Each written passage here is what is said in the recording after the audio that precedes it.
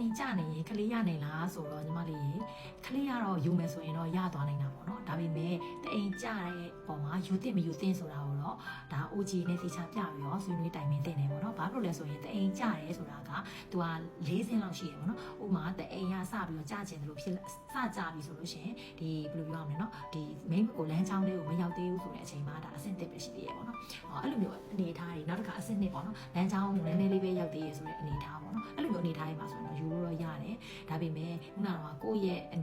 ရဲ့ဒီတအိမ်အနေထားနောက်တစ်ခါပို့ပြီးတော့အရင်ဆုံးတအိမ်ကြတာပို့ပြီးတော့ကောင်းအောင်အရင်လုပ်ရမယ့်အခြေအနေအဲ့အရာတွေအလုံးကကျတော့ဆရာဝန်နဲ့နားလေတကြွနဲ့ဆရာဝန်တွေနဲ့တိတိကျကျတိုင်ပင်ဆွေးနွေးပြီးတော့မှ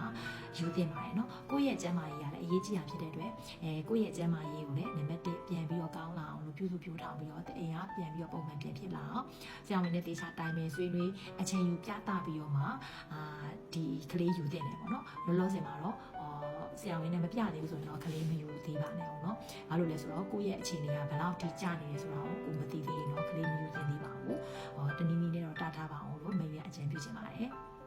ဒီကကြတော့အမျိုးသမီးရဲ့ကျန်းမာရေးအလားပါနဲ့အိမ်တော်ရေးကိုအကောင်းဆုံးအကြံဉာဏ်ပေးနေတဲ့သူတယောက်ဖြစ်ပါတယ်အဲ့တော့ကျတော့ရွေးရဲ့ဒီဗီဒီယိုလေးတွေကိုဘာလေးတွေမေးချင်တာရှိလဲပြောပြပေးစေချင်တာရှိလဲဆိုတော့